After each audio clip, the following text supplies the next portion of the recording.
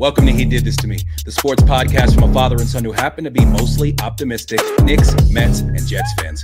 My name is Nick, a.k.a. Goody, and with me is my old man, a.k.a. the big guy, Noel. And just like his name, all we do is win. Let's get to the show. It's time to begin.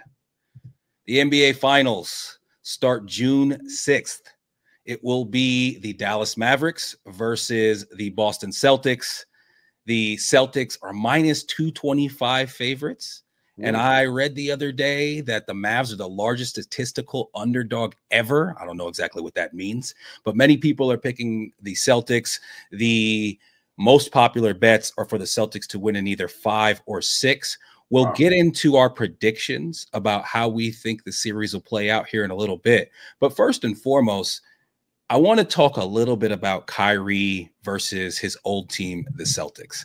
Now, you and I have both been people that in the past have voiced our skepticism and sometimes our disappointment and overall just not been huge fans of Kyrie, both not just what he does off the court, which a lot of people have issues with, but in addition to that, you know, kind of the way he plays. But we got to step back and we got to be people that give him his due when he does his thing. And so I wanted to ask you, how have you felt about Kyrie and, you know, the way he's played this season and how he's kind of changed his game and his overall perception around the league? No doubt about it. I mean, we spoke about it last week. We both gave him some respect and definitely said that he's doing a much better job. He's just doing a better job, Nick. Clearly, he's grown up. Okay, the guy's grown up. He's more mature, and he said as much. He spoke about when he goes back to Boston, and like flipping off the crowd in Boston and whatnot. He said, clearly he wasn't handling himself the proper way. So I think Kyrie's in a better place where he's at, working with the guys in Dallas, obviously. Clearly, Jason Kidd has been very good for him and the whole Dallas organization. And, majority of the credit clearly goes with him. He's made the changes he needed to make.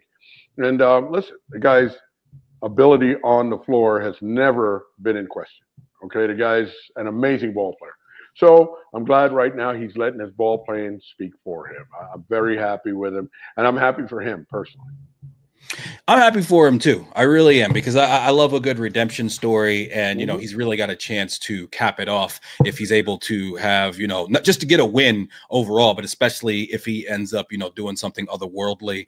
And we've seen this guy hit game-winning shots in a finals before, and I think that the Jason Kidd aspect that you brought up is huge, because this guy grew up a Nets fan. Jason Kidd had his best years as a New Jersey Net. And, Kyrie was a kid growing up in New Jersey. He's a point guard. So he comes in with a certain level of cachet from the very beginning that's going to get that Kyrie to buy in. And I think his mutual respect and admiration for Luka's game is another thing. But as you said, he's just gotten older and matured, as all men in their late 20s to early 30s understand. There's a point where you realize that, hey, man, it's about we. It's not about me. And I also love the fact that he has somewhat amended his game, because he was somebody who would dribble the ball a ton. I mean, I think sometimes even myself, when you look back at it, I was thinking about this the other day. He did play with LeBron, who's one of the most ball dominant players that we've ever seen. And they were able to, mesh really well together. So therefore, it's kind of, maybe it was unfair sometimes when I've said this guy dribbles too much, because it seems like, though even that was the book on him before, now he's been even more decisive playing alongside Luka, just getting the ball when I see not a lot of dancing and standing in place, but getting the ball and making a quick move and getting a good shot for himself or for someone else. And I just love the way that those two play together and the way that they play off each other. Like we said last week, I did not think it was going to work. Clearly I was wrong. And now they're in the finals and they have a chance to pull off this upset and get themselves to this would be one of those. It would be similar to me when they beat the Heat. The Dallas Mavericks did back, and I think I want to say is 2010. 10 or 2011. Okay, yeah, and so with that finals, nobody thought that they had a chance. They were going against the team that was the predominant favorite from midway through the season, let alone during the playoffs. And they got a chance to pull this off.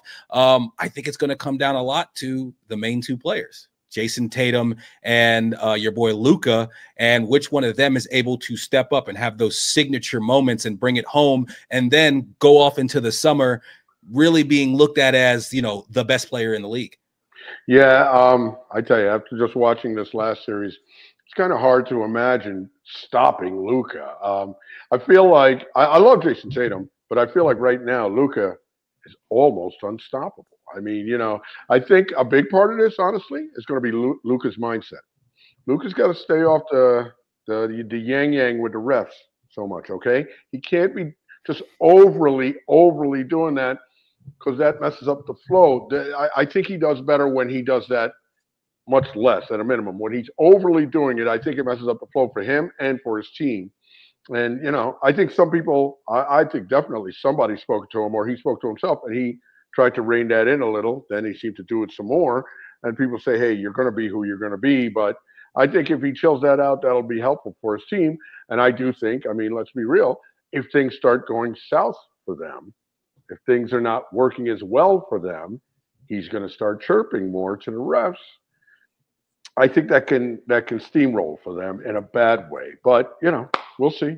I think he's a smart young man, clearly. He's been playing the game for a long time. So you'd like to think he'll make the proper adjustments.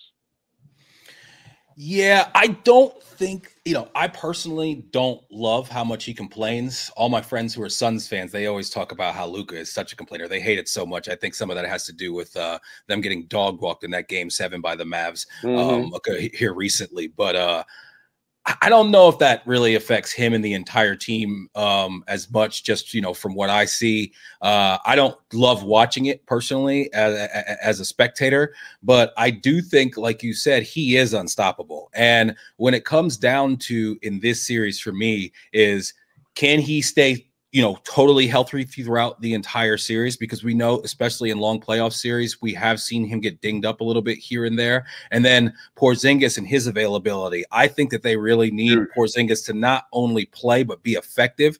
I know that Porzingis is available for game 1. I have seen some highlights of Porzingis recently, and all the highlights I see are him he's doing nothing but taking threes, and he's moving very gingerly, which the guy's been out for 40 days at this point with the pulled calf. So it's like, either you got a real serious situation that's going to need like some surgery or something like that, or you should be back, being able to be pretty close to go with what we typically see with a pulled calf. So I have a little bit of doubt on whether or not Porzingis is able to play. And then, like you said, Luka's unstoppable. Jason Tatum, when he wants to be, is unstoppable. If you want to talk about quote unquote number twos, Kyrie and Jaylen Brown are about as good as it gets. You got two of the top, I don't think anybody could say outside of the top 3 or 4 duos in the NBA going head to head.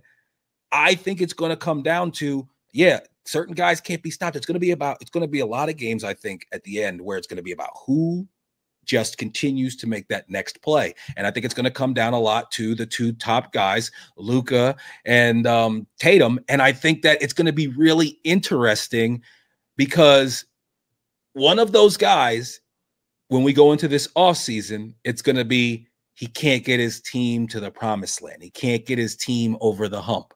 And the other guy, even though Joker's won 3 out of the last 4 MVPs, and even though Joker, just got his ring last year, we're going to be talking about one of those 2 guys as the best player in the league.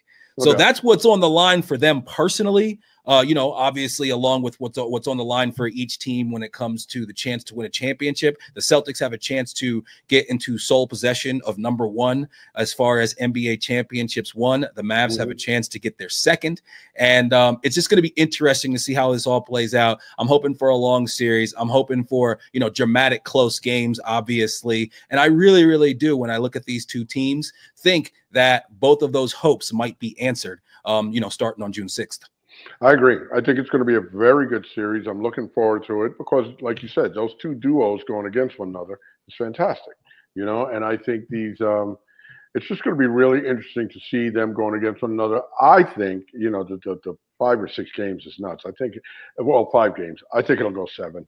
But I think it's going to be a very competitive series. And listen, these are good teams, and they're entertaining in watching them play. So I think it makes for a good time and a fun NBA Finals to watch, no doubt. Not as fun as if the Knicks were in it, but okay. Clearly. But before we get into the fact that before we get into our picks and what we think we're going to see in this NBA Finals, I'm a little bit annoyed by the fact that we had to wait 9 days for this. And I keep hearing people talking about the fact that, like, oh, well, there's a lot to do and there's a lot that's scheduled. And I get all of that. I'm sure it's very difficult to change up the semantics and the logistics of such a thing on the fly. You are the NBA. You have all the resources in the world. The people that work for you, it's not like there are a bunch of people who have a ton of other jobs that are more important than the NBA Finals. Some of those people in the media might have other jobs, but all of them, if they say, hey, when it comes to the NBA Finals, I might have to be a little flexible with my schedule, I think all of those people would be able to do that. And I'm sorry, they got to be able to figure it out. They got to be able to figure out a way that, hey, if both of these series goes quick, then game 1 should have been on this past Sunday, in my opinion. Why? Why would they do that, Nick? Why are they doing all these things, running around? Why? To make Nick happy? I mean, no. Well, first of all, I've heard Bill Simmons. I've heard countless people share this opinion. People bitch about it, but nobody's not going to watch. They're not losing anything. Yeah, but they weren't going to lose me no matter what, just because I'm a sports fanatic. No, I do think there's some people that are casual fans that momentum means something to them, and that when they have 9 days off, they're not as excited for game 1 as they would be if they were casual fans who were kind of paying attention to the last series, and now their next game goes ahead and starts, boom, right there on Sunday. I do think that can possibly lose a few people, but I don't think necessarily that's a big – yeah, it is. Yeah, it's me. It's me right. And what I think. It's on my podcast. That's why I'm saying it. So, what I'm saying to you is, though, if you work for the NBA, you would know, and I'm sure they've given everything you're saying consideration. And in their minds, this is something that they don't want to change up the scheduling because it would be costly with their sponsors, with whoever they're partnered with. Hockey did the same thing on a much smaller scale, obviously, but hockey does the same thing. It's this way, I think, virtually every year, Nick. I mean, it's just that both of those series, the championship series, ended so quickly. One was, 5 games, and one was a sweep. So that's why we have this. If they have to be prepared for those series to go 7 games. And you just think when they go short, they just say, okay, everybody, let's switch everything up. But you can't do that. Things are scheduled. I mean, I get it. Things are scheduled.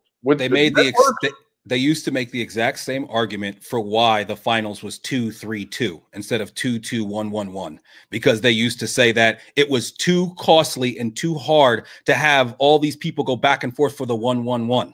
Right. And they got to a certain point where they said, hey, that's a better product, so we're going to pay the extra money to do that. I think that at some point they'll get to that when it comes to this long gap if there is short series, and I think that they should.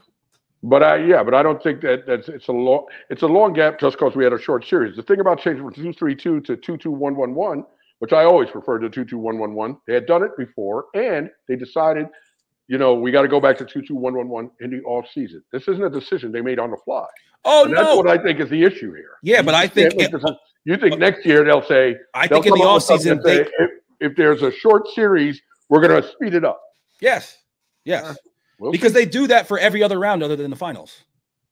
Right. Maybe. I don't know. I mean, I'm just not that bothered by it. I mean, I can find things to do. Okay, so you said you got the series going 7. I do. All right. I think it's going to be competitive. Who you got? I think I like the Celtics at 7. Okay. I just feel like they're going to do it again. Is Porzingis healthy? Can Porzingis hit that 3 from the top of the key as well as run up and down the court? I do find it, like you said, Nick. I mean, it's like, like when I saw the reporters ask him, are you 100%? And he couldn't answer the question. Again, man, with these guys, okay, this is not an OG Anunoby situation. Kristaps Porzingis, have you sprinted up and down the court at all? If you haven't done that or don't feel comfortable doing that, in my opinion, you can't play. You're not ready. It's not going to work for 7 games. Okay? Unless you can go out there and show me you can do some suicides right now. Right now. You can't do it. You can't play tomorrow night. I mean, that's obvious. And like I said, every single, and clearly tomorrow night is going to be the test we're going to see, you know, but every single highlight I've ever seen is just of him shooting threes. And I'm telling you, even just him shooting those threes, he looks gingerly just doing that. And one thing that we know about Porzingis from his time with the Knicks is he typically doesn't want to get on the floor unless he's 100% right and ready to go. You know, he's got his, his brother whispering Latvian sweet nothings in his ear and telling him like, no, man, don't get out there on the floor, man. He's like, yo, they want to make sure that he's totally good. It's the same for everyone. My accent, yeah. Well, that's so. Same for everyone. I don't know if you are a Latvian. That sounded like a half Latvian, half Jamaican. Come on. No, that didn't sound. Listen, you said no, man. And if there's one accent I can do, it's somewhat decently. It's a Jamaican accent, but I do admit that once we get to the far, but I also bailed on the accent there. I said the first part, and then I realized I was like, okay, what am I going to do an accent right now? So then I just I should have committed. I should have committed fully to it. That's my fault. I apologize. Next time I'll take. Know what a Latvian accent even sounds like? Some sort of Eastern Bloc. I don't know. You know, some sort of former USSR. Like Ivan Drago. Let's think Ivan Drago. Yeah, there you go. Exactly, Drago. But no, man, it'll be interesting to see what he's able to give, and it'll be interesting to see how this plays out. But me personally, I think Mavs in 7, and I do think it's going to be a long season, and I just think that sometimes when, I look at a series, I look at, matchups, I look at, overall statistics, but sometimes I just base it on like, what's the storyline that I could see playing out there? Like the one that makes the most sense to me. And, Kyrie in game 7, just like he did when he was with LeBron, hitting a pull-up over the outstretched arms of Jaylen Brown or Jason Tatum, and or actually probably Drew Holiday, and getting his redemption story and, that whole narrative totally being changed on him. I'd like to see it. I'd like to see it as a guy who has criticized him plenty. It's awesome to kind of feel like I'm rooting for that now. And I would like to see it. And I think that I for some reason, I just can see it. I can see it, playing out that way. So that's my prediction. I got Mavs in 7. And yeah, man, just hoping for a really good finals. Like I said, hopefully lots of exciting games that, are nail biters down the stretch, and, big time shot makers making big shots. And there's always going to be that role player, that ancillary guy who steps up and does something that we all remember. That seems like that happens almost every single year as well. Just, looking forward to a long competitive series. Yeah, I think it'll be a good series. Not rooting for either team. Just rooting for good basketball. That's the main thing I want to see is good drama, good basketball. I'd love for it to go 7. Maybe I'm just predicting 7 because that's what I want to see. But yeah, I believe 7. Celtics in 7. If you're feeling the content, or you think we're two loathsome, offensive brutes, and yet you can't look away, give us a thumbs up or a 5-star rating. Make sure you subscribe and or hit that notification button on YouTube or wherever you're listening. Caitlin Clark. Been in the news a ton this last week. Since she's been in the WNBA, there's been some very hard fouls committed against her. Some would call them cheap shots. Many different people have been weighing in on this. Former WNBA players, current WNBA players, all the different talking heads. Lots to unpack here. But I just want to ask you, because it kind of seems like one of the main arguments around this, or the two different sides that I'm seeing, are people are bullying her because they're jealous of her. And then I've seen a lot of people saying like, hey, she's just a rookie, and this is the typical, treatment that a high profile rookie gets in, whatever league. What are your thoughts on that? Do you think she's getting bullied, or this is just, typical treatment for a rookie? I think she's definitely getting bullied somewhat. I mean, listen, high-profile rookies are going to get a hard time, right? The main things I see here is, listen, I think there's some jealousy involved, okay? You can't hide from that. I definitely think there's some jealousy involved, and some of it unwarranted, frankly, because she's doing the league is better for her being there. But I also think, listen, people get hard fouls and stuff like that when you're rookies. People in every league, in every game, You know, when you first come into the league, you get hard fouls. I'm good with all of that in the game. That thing by Kennedy, I forget her last name. That thing by Kennedy from the sky the other day, that was not a hard foul. That was a cheap shot. The ball wasn't even in play. You don't just come up and shoulder check somebody like that when the ball's not even in play. I mean, the ball hasn't even been, isn't even on the floor. What are you doing? And I like what Nancy Lieberman said, you know, the original from New York. She's like, I would have got up and punched her in the face. Now, I know Caitlin Clark's not going to do that. But I think at the very least, if I'm Caitlin Clark, you should get up and give that girl a very, very hard shove, almost knock her on her ass, and that would have been perfect. But short of that, can we have somebody from her team step up for her and help out? The girl who was the other star girl on the team, Aaliyah Boston, was right there. Now, I get it. People say, oh, you can't ask somebody to be who they're not. I mean, I'm sorry, man. You don't have to be some tough guy. If I see somebody throw my teammate to the ground, I got to step to that person and say, yo, what the, you know? If it was somebody in the park who I was playing with who I didn't know and somebody did some shit like that to them, I'd be like, yo, what is up? At least got to come in there strong with some, you know, some at least get every, you know, something. The coach should have been on the floor screaming at the ref, I want a tech or something. The coach should have gotten a tech over that. Sure. Somebody should have done something. And it's happened a couple times now, and her teammates, like that day, the one girl, Aaliyah Boston, just came in like, oh man, you know, let me help you up. And I was like, what is going on here? What is going on here? You have to be better than that. And frankly, what's her name? You know, Caitlin Clark's going to have to fight back, man. She's going to have to show somebody. She's going to have to do something, you know? And I would listen, if she was my daughter, I'd say to her, you got to shove the fuck out of somebody. Okay? I don't want you swinging on anybody because then you're going to get suspended, and rightfully so.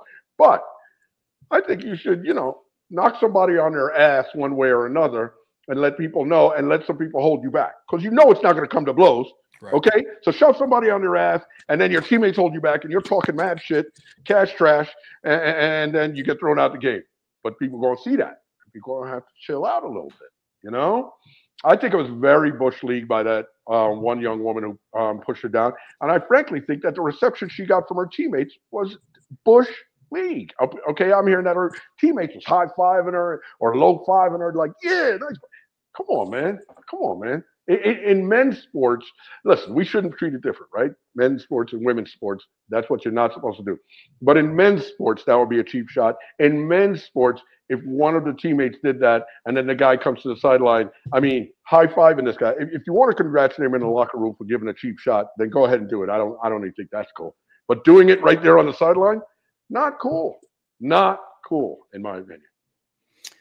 So a couple things. First and foremost, I absolutely agree with you. And it was one of the points I was going to bring up as far as her teammates and the lack of them stepping up. Listen, when you have a young player, especially a young player who's a guard, who's predominantly a shooter and a finesse player, she has to have some quote unquote goons on her team and some people that are willing to protect her and not let her get beat up like that. Now, I think that players, when they come into the league, when they're high profile, when they're all those things I just said, especially if we look more in like 90s NBA, and current women's basketball is closer to 90s NBA than, you know, current men's basketball is. You know, they play very, very physical. And, you know, Jordan, the way he was treated way back in the course of the game, Nick. Nobody smashed Jordan when the ball wasn't even on the court. No, but so there's a they couple gave him hard fouls. There was okay. So I saw a montage the other day that showed some Jordan when he was young and some of the hard fouls. It showed LeBron. It showed KD. It showed and it showed also I thought was very interesting Candace Parker. When her rookie season took a few cheap shots herself, some after the whistle that weren't in the course of the game. Okay, and that play by Caitlin, by Kennedy Carter was in retaliation to Caitlin Clark throwing an elbow a few plays before that. Not as egregious, more so in the course of play, but she did throw an elbow. Another point to make, Caitlin Clark leads the WNBA in technicals, and she's got not just that one, but a couple other plays that if you show them look a little bit chippy or whatever. And I personally think that I think everybody is making too big of a deal about this, but I also think the fact that everybody's making a big deal about it is what's so great about it. See, I actually think that a lot of players, when they come in, especially if you're a smaller person who's a shooter, almost always the book is we're going to get physical with this person. Now, she comes in with all this notoriety, so therefore it just turns the volume up on everything, including how the other players are going to respond to her. I also heard Matt Barnes and Steven Jackson talking about, you know, the first time that they played against Durant and the first time that they played against LeBron. It was Matt Barnes talking about Durant. It was Steven Jackson talking about LeBron. And he was saying how all of them, because of how, and one of them said it was a preseason game, said because, you know, of how much hype they had around them. And especially with Durant, because he's supposed to be so skinny, we was like, yo, we about to bust his ass, put him on his ass. And they said that, you know, Steven Jackson said something about the fact that some of it, you know, might happen a little bit after the whistle. So I think that the plays that we have seen and the way that it's got blown up, a lot of it has to do with just the fact that Caitlin Clark has so much, you know, eyes on her. And I do think there's a race element in this too.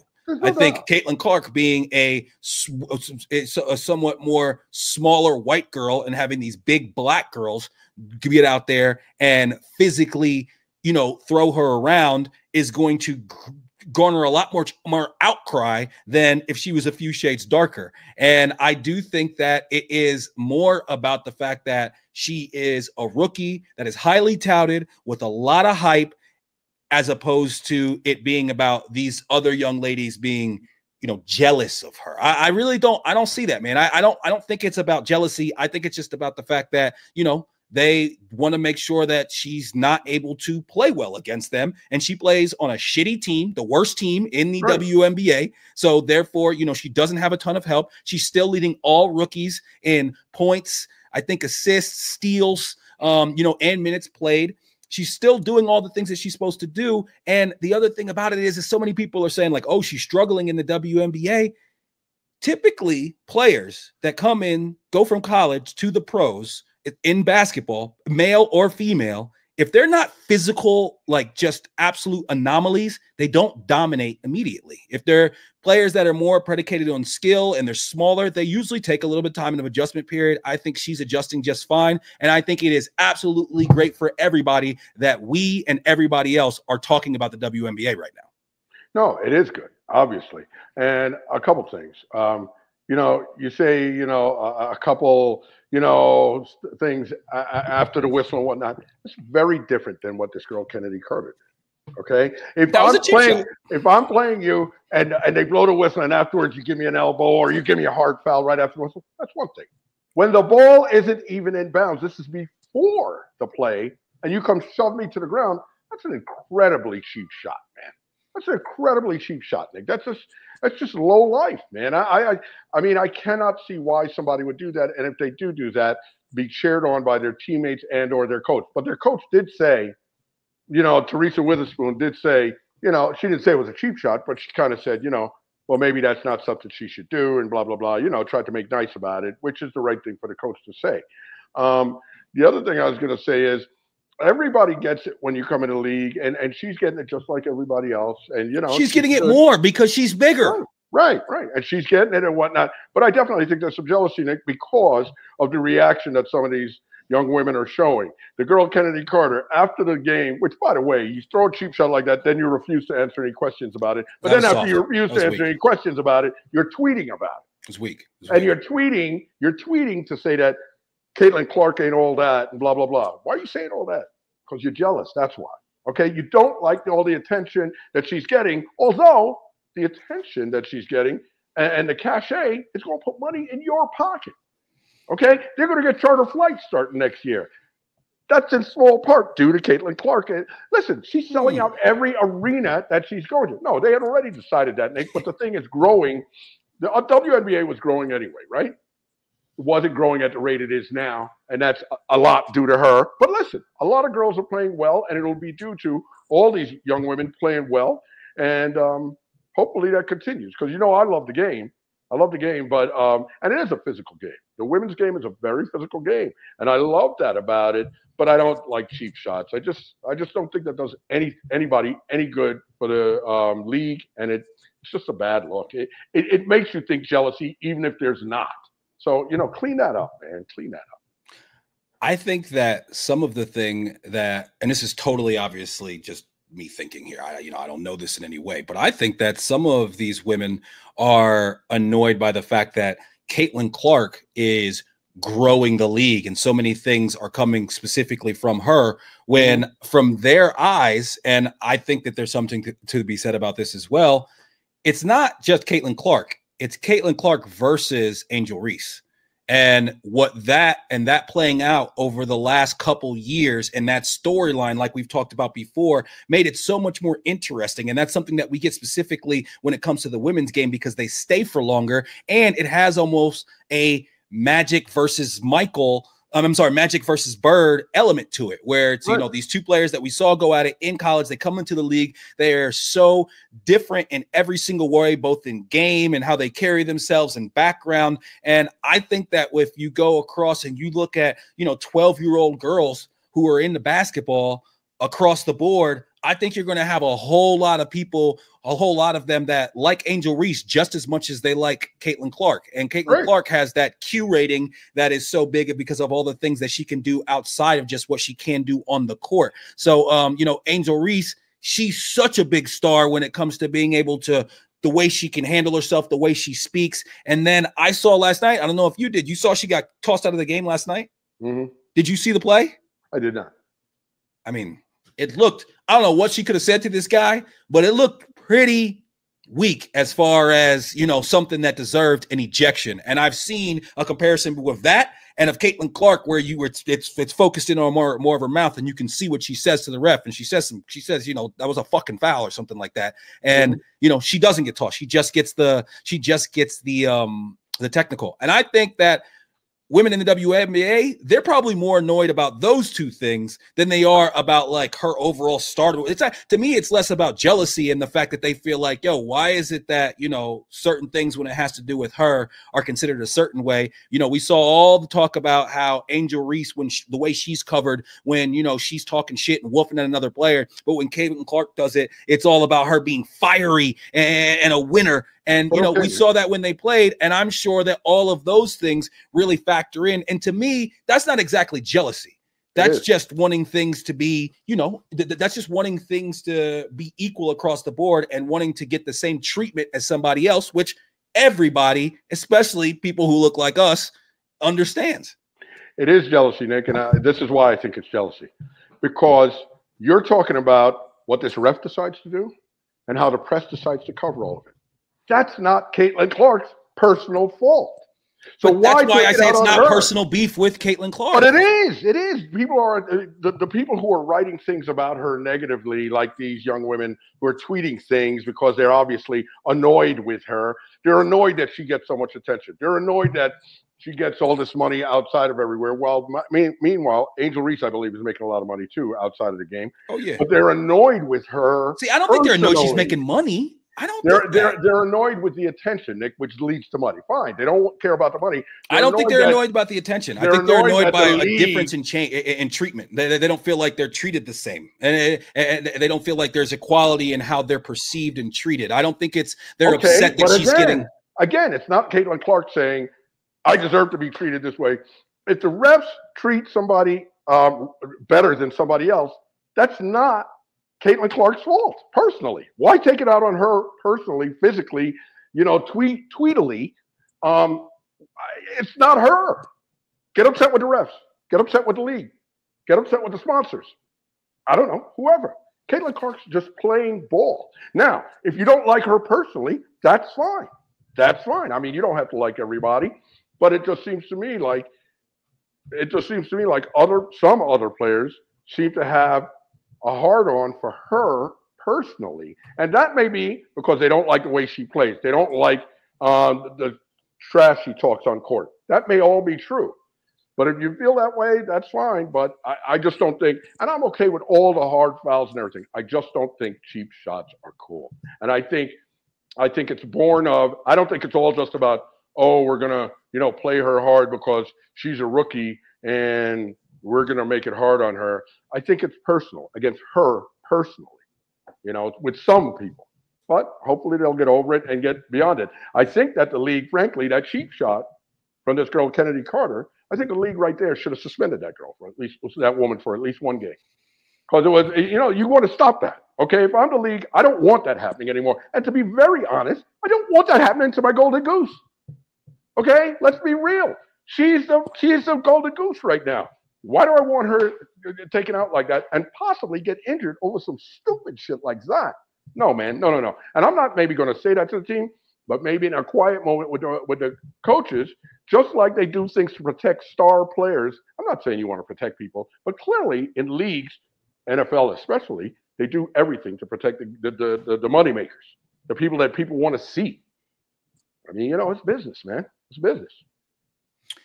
I think that had they suspended her, I think that would have only made things worse, honestly, as far as just how the other players would have perceived just the overall treatment of her and the difference and, her being protected. I think that adding to that narrative would not have been super smart by the league. And then I also just think that at the end of the day, they're playing her hard. Everything is ratcheted up because she is the most popular player to come out of college in women's basketball ever. So I think everything's ratcheted up due to that. I think that, there's definitely no place for cheap shots. Cheap shots should not be, there's no place for them in basketball. They happen all the time, though, in both sides. And I think that at the end of the day, I think it comes from a place of, competitiveness and also a disappointment with the lack of fairness in how things are covered and how she is treated by referees. And I don't think it necessarily comes from a place of jealousy, but who knows? We don't know what's inside these girls' hearts. But, I think that Caitlin Clark, I think she's done a good job of dealing with it overall. Honestly, like I said, I think that they're cool. Yeah, she's maintained her cool, and also like people act like she's having such a tough time. Like like I said, she's a rookie, man. It's gonna be tough. She's a rookie on a shit team. It's not gonna be easy for her. She's not gonna come in and just absolutely freaking dominate. But again, no matter what, we just had a friggin' 20-minute WNBA segment. So that everybody wins when it comes to that. One thing I saw that I thought was weird. The Fever, they played 11 games in the first 20 days. That's the other. But now they only play 29 games in the next 109 days. That's and there were other teams, Nick, that only played 5 or 6 games when they played 11. So they clearly decided to put this team where they could, as often as they could, early in the season to gin up interest, to get packed arenas, and that's what is happening. So that makes it very tough on that Fever team, okay? Because they're playing a hell of a lot more games. They haven't gelled yet, don't have their shit together, and they suck anyway. That's why they got her, right? So, it's a shitty team that got the first pick that now has to go around and play everybody, in the first 2 weeks or month, because it's the moneymaker. So it sucks, but it's business. One of the most heated exchanges about this that has gotten a ton of headlines and a ton of fallout since. What did you think about Stephen A. and Monica McNutt going back and forth about this very issue? Well, and what I think I heard from it mostly, and I listened to it, but not like, I didn't watch it when it was happening, obviously. But, McNutt was basically saying that, listen, y'all giving us all this attention now. You weren't on the WNBA a couple of years ago or whatever, but none of that's untrue. Okay, that's all true, I think.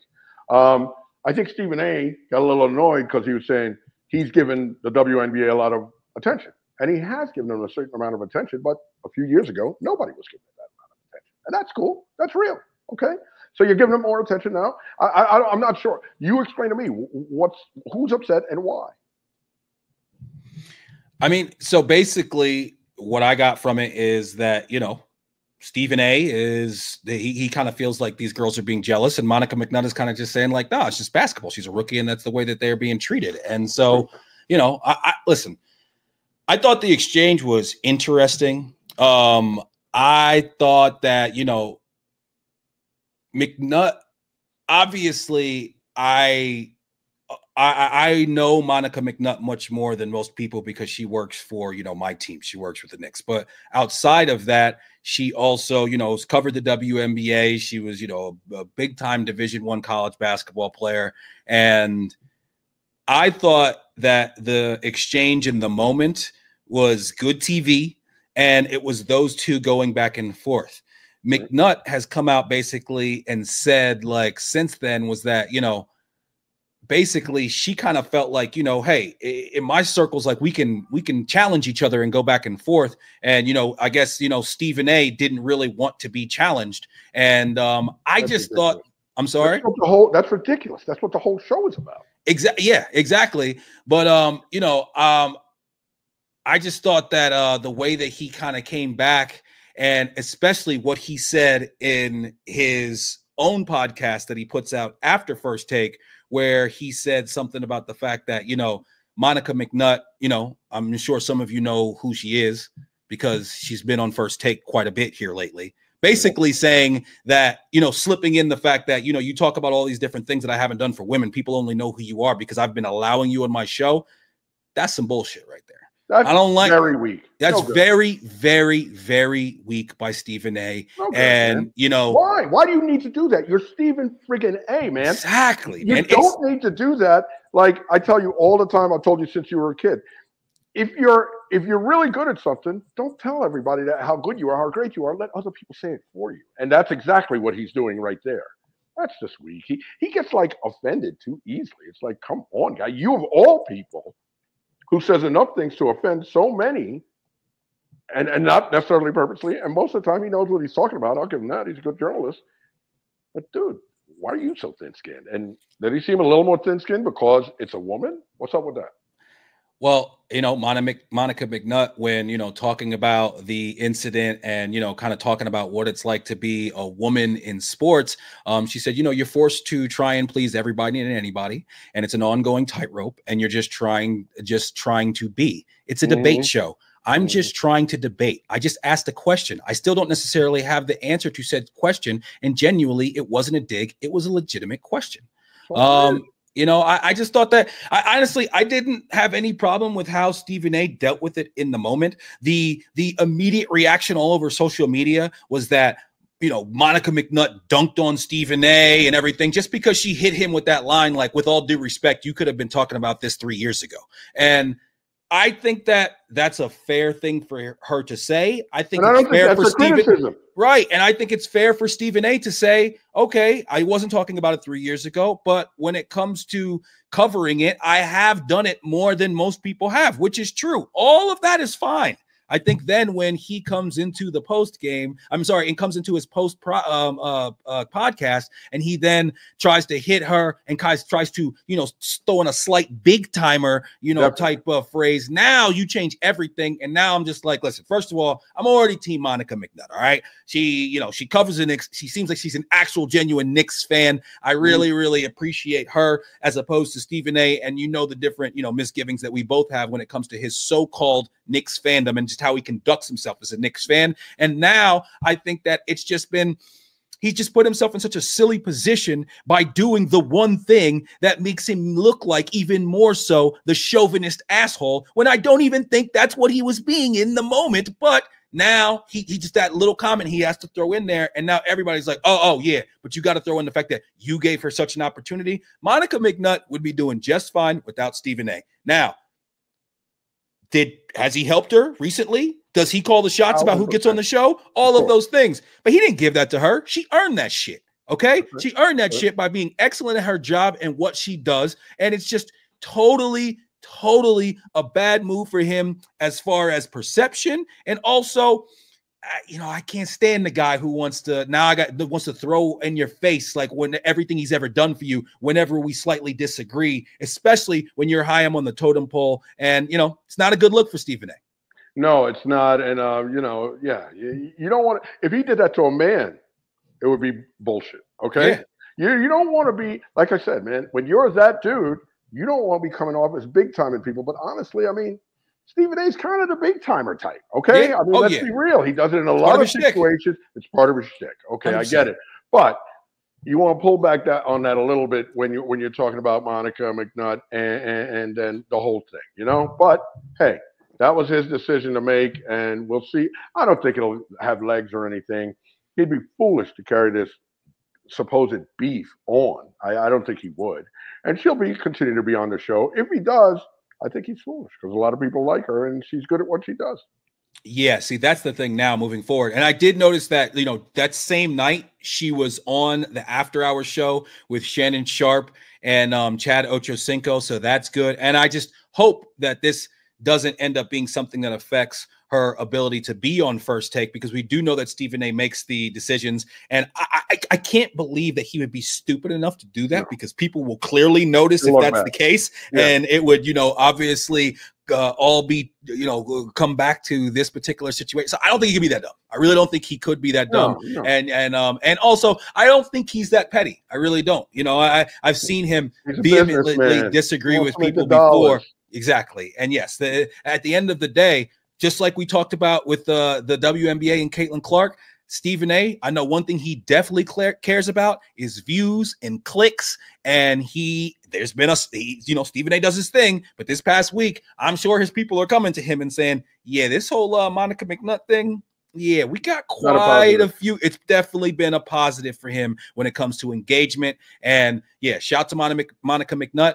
Great for her as well, because there's a whole lot of casuals who have no idea who she was a week ago, who know who she is now. So shouts to her, blessings to her. And, you know, I look forward to seeing her continue on her Knicks coverage and continuing to expand her wings in all of sports media, especially with ESPN. I think she'll be on First Take again next year. There's no doubt. I mean, you know, I don't think Stephen A is foolish enough to put the kibosh. Well, she should be on now for, you know, she should, they typically ever talk some NBA, and then they also, and then probably be on this week. And for, you know, the rest, you got the rest of the WNBA season, which she should be, you know, one of their lead correspondents when it comes to that. So I think she will be, but if she's not, you got to wonder. We'll see. Let's talk a little Mets. What a difference a week makes. Out of the woods. The Mets are now 5-2 in their last 7. Lindor, after the 10-3 loss against the Dodgers, had a players-only meeting. Since then, the Mets have come out and they've looked like a Major League Baseball team. They got a new celebration. You know, I know a couple things that could mean, but I'm not gonna make any guesses here. But they got a new celebration across the board. They are starting to get clutch hits. They are starting to get, you know, games closed out at the end by relief pitchers. And there's been some shakeups in the lineup, some players inserted, some players taken out, some players sent down, some players on the DL. But the Mets finally starting to look like a baseball team. And are they starting to give you hope, big guy? I mean, listen, there's always hope. It's early. It's the MLB, so you never know. But if they can get back to 500, Nick, that's all that really matters. Just get to 500 and stay there. Okay, and then at the right time, go on, you know, a 10-2 winning streak. That's all that it takes to get into the wild card. That's all it takes. We're only 4 games out right now, and we're like 8 games under 500. This is what I'm saying, okay? So we just got to be there and ready to pounce when the time is right later in the season. You can't be, you know, falling back from here, okay? That would be a disaster. I do like what I'm seeing. Lindor's batting a lot better. I do feel like, Nick, and I'm not sure, I was saying this to your mom last night, that as we were watching the game, that I feel like Lindor does so much better from the right side whenever I watch. But, you know, I don't know. He's hitting better from the right side so far this year. He's hitting like 270 from the right side. I know. I don't know. But he's never just going to go all righty. I get it. Fine. But what are you talking? You proposing him abandoning being a switch hitter and just becoming a right-handed hitter? I mean, that's crazy talk. What are we talking about? Crazy talk. So, you never know. Listen, there are a lot of right-handed hitters who bat better than he does. Okay, so you can't say if you bat solely from one side that you can't bat 280. You could against everybody. A lot of people do it. Yeah, but that's against that. Yeah, but he would be Is it an advantage righty against righties. Okay, but a lot of guys do it, Nick. The guys who are really good do it. Okay, but they've been doing it their whole lives, just like he's been doing this his whole life. He's too well, I mean, but he's not doing very well at it. Okay, this is crazy talk. He's not becoming a right-handed hitter and stopping being a switch hitter. The guy won the Silver Slugger at his position last year as a switch hitter. That seems like it was eons ago. No, not here recently. Because after Squirrel, who, by the way, I think he missed a team meeting. Okay. Well, okay. I have a little something about Squirrel. Before, let's just put a pin in this Lindor talk. And 4-4 the next day after the players only meeting, he's been raking. Today in an 8-1 win, he was able to have another couple hits. I know he hit at least one home run, had a single that I saw. That game just wrapped up as we were getting started here. And now, they go across the pond to play the Phillies for 2. But there's a couple things that have been done that, in my opinion, are really important. And that has been the change in the lineup, putting Lindor in the in the leadoff spot. Since then, he's been ripping the cover off the ball. I don't know if that's different pitches that he's seeing. I don't know if it's just some sort of shakeup. Who knows what it is? But him 1 and Nimmo 3 has been working for us, and we've been getting clutch hits up and down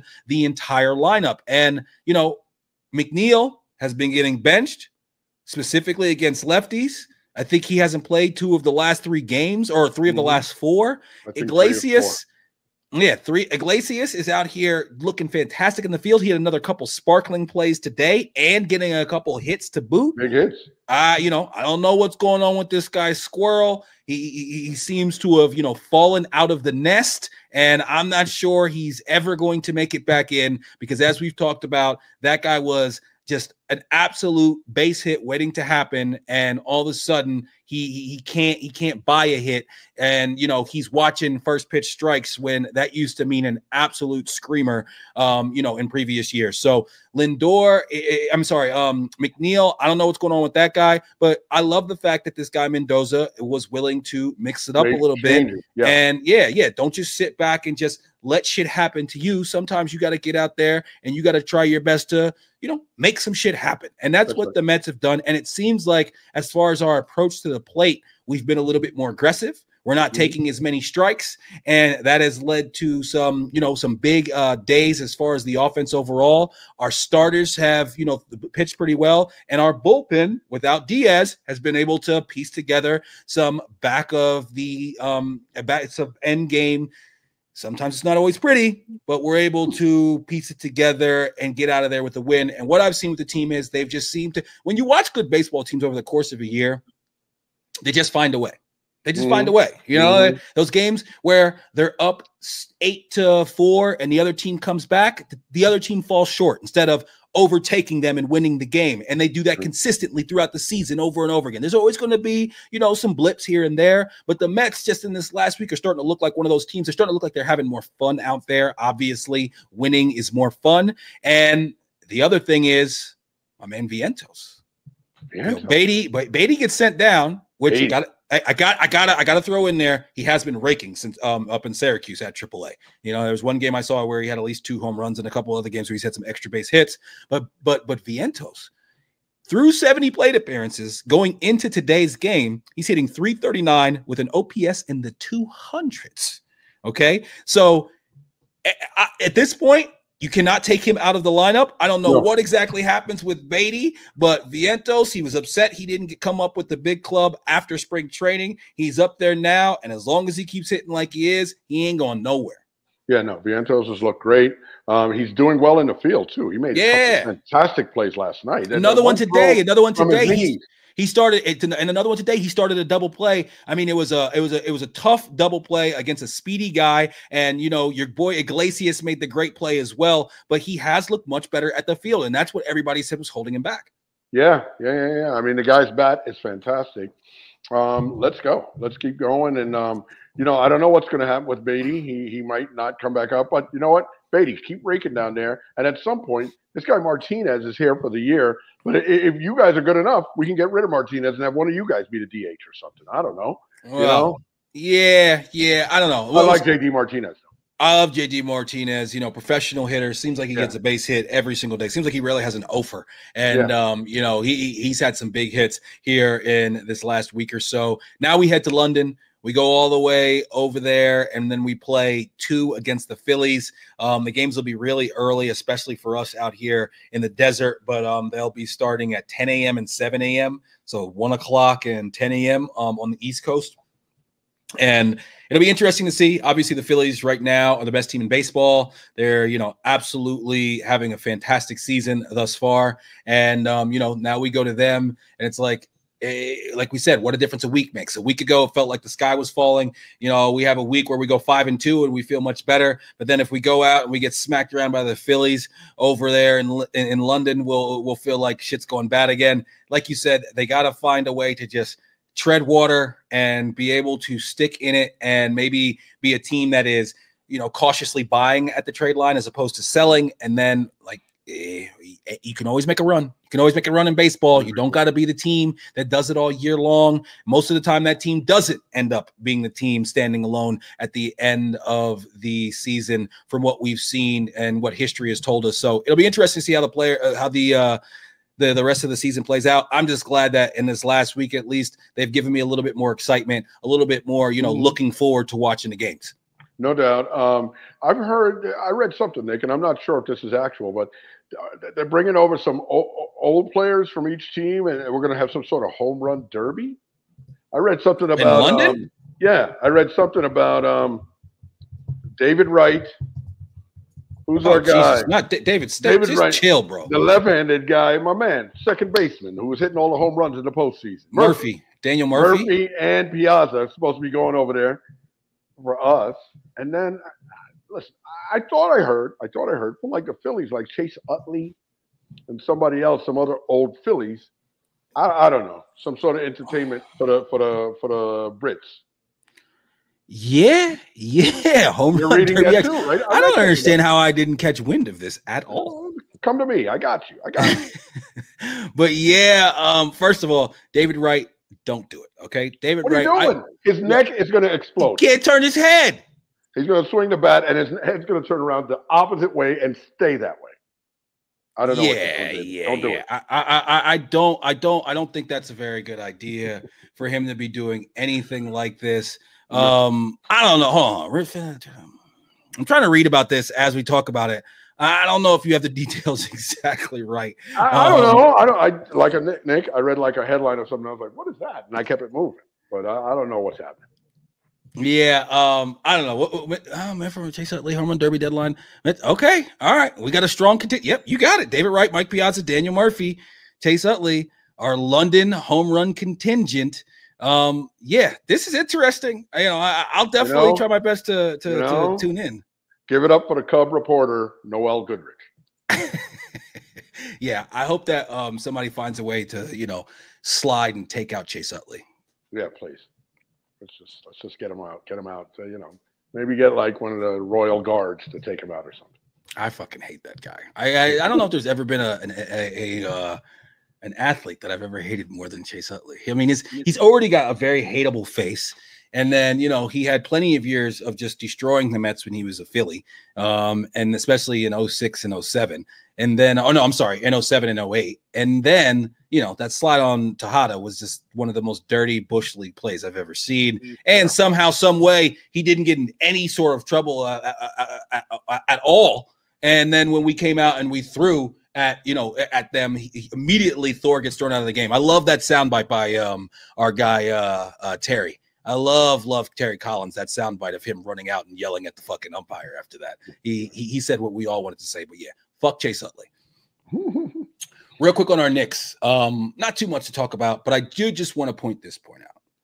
As far as all these people who are talking about, Julius and the fact that he's, he could be on the move, and there was reports that the Knicks are shopping him, and there's other reports that say there's no way that they're shopping him. The vast majority of people have said that the Knicks are not shopping him. And I would just like to point out that in the last week alone, Julius and his wife rang the bell at the New York Stock Exchange. They had a photo op at the Empire State Building. He went on Kevin Hart's. Kevin Hart does like almost like a Manning cast type situation, and he came on to that and was a guest, and strictly talked Knicks. He and his entire family were all at a Liberty game. He and his entire family were all at a Yankee game.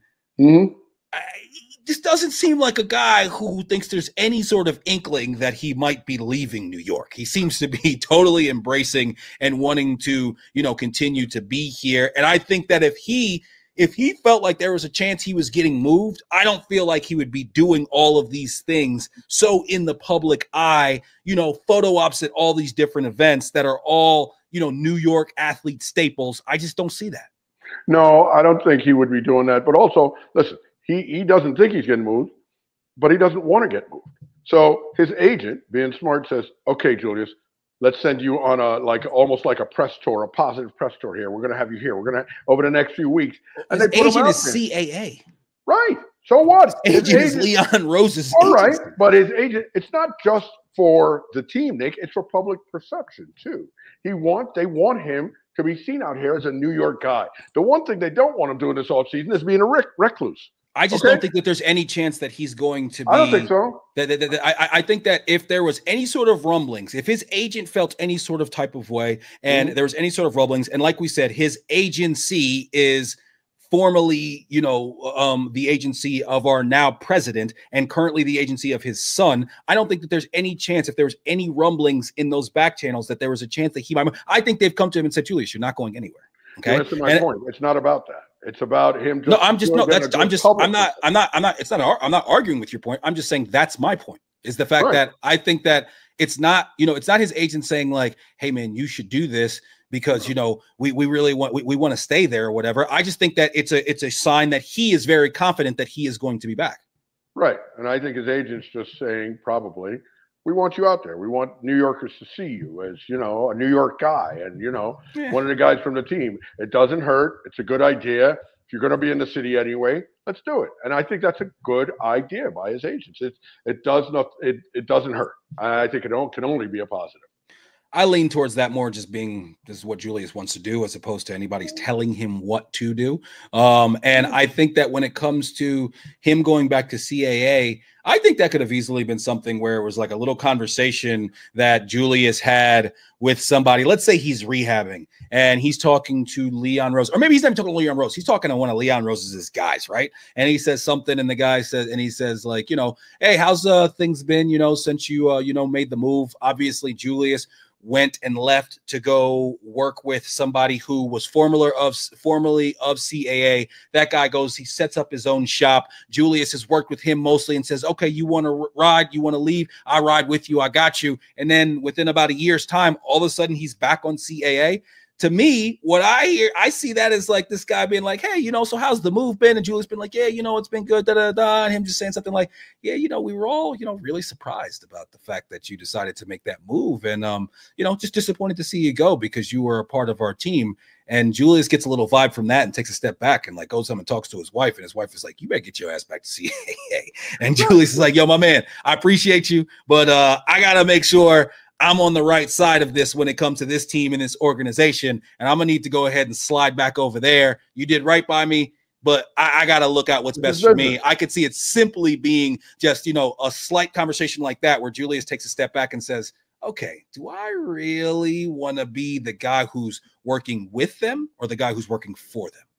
Right. And I think it could be even simpler than that, Nick. He went over with this other guy. Like you said, the guy opened his own shop, and he said, I'm going to go there. Honestly, I've seen this in business many times where, on the trading floor where a guy opens his own operation, so customers go with him, but then they realize that the grass is not greener over there. And maybe this guy with a smaller operation you're not getting some of those little perks that you took for granted. That now you're not getting so much over here. And then after a while, you know what? You're like, man, I like this guy. He's my friend. But that's not what this is about. This is business. I'm going to where the business is right for me. And that's it, and good for him. I'm glad he's back with CAA. Like you said, that's a better chance he's going to stay with us. And let's go. But you know what, Nick? Somebody who is with CAA at some point is going to leave the Knicks.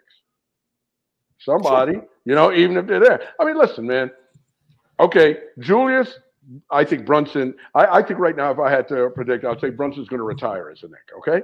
But Julius, Hart, and DiVincenzo, who we love very much, all three of them are not going to be with the Knicks forever, unfortunately. And I'll be sad to see them go because I love them so much now. And I think I'm only going to grow to love them. I hope they're here for at least another 3, 4, 5 years. Then I would hate to see them go, but it's really possible. It's after we win 4 championships, and Nick, we could get to a point where there's like a Klay Thompson situation when we say, yeah, maybe this guy's falling off, and we need to get younger. But other than that, no, they're all gonna die. We win 4 championships. We want them to die next, and we don't want them ever to leave. Okay, that's the whole point. So that's the only way that I see it. Playing to Uncle's Row over there. Exactly. Yeah. Nah, those guys, I don't want to see any of them ever go. Maybe, when they're really old and their game has fallen off, if they still want to stick around and maybe go play somewhere else, and we need to get a little bit younger to get squeeze out those last few deuce years or something like that. I don't know. But yeah, man, no, I don't want to hear anything about the time when any of these guys are not on the team, because they are always going to be Knicks in my eyes. Yep. Hope so. Fingers crossed. A little bit of Jets. Any concern from you with Hassan Reddick not being present at OTAs? No, because when I saw the coach talk about it last night, he said he fully expects him to be there next week. And I heard Bart talk about it too. Bart Scott talk about it yesterday, and he made a good point, or rather Monday. Yesterday. And he made a good point. He said, a lot of these guys, man, when you're really into your all-season training program, breaking it up and coming back for this little voluntary OTA only messes you up. Okay? He said, I did it. A lot of people do it. I believe in what Bart is saying. I also believe what Salah said when he said, I fully expect him to be here next week. I don't think he would have said that if he didn't. I also fully expect that Jets are going to sign him somehow to an extension before the season. Like, what's his name? Douglas always works in silence, and that's what I like. So just keep it up. We'll be fine. Yeah, non-story to me. I mean, you got guys like Lamar Jackson, who just got his big money and is the quarterback, missing like 5 of the 6 days of OTAs. A defensive end, like you said, he's a veteran. He's got a program. He's got a routine, and he's going to be there next week as long as he's not trying to do some holdout shit to try to get a new deal. And I'm sure that, there has been conversations with him about the fact that, hey, we need to get you in the room. We need to get you in the locker room and see how you mesh with the guys and how you carry yourself before we go ahead and sign off on this check. But like you said, if everything is what we expect with his talent, we know that is. If everything else checks out, I can definitely see them trying to work out a deal with him before the season even starts. You don't, make that move that we made if you don't want to, try to keep this guy and not just make him a 1-year rental. And obviously, you want to keep him happy. And we know that he wasn't happy with the situation in Philadelphia. So it would only make sense that we have plans to re-sign him, but we got to get him in the room. We got to get him in the building first before we can, put that contract and get that ink to paper.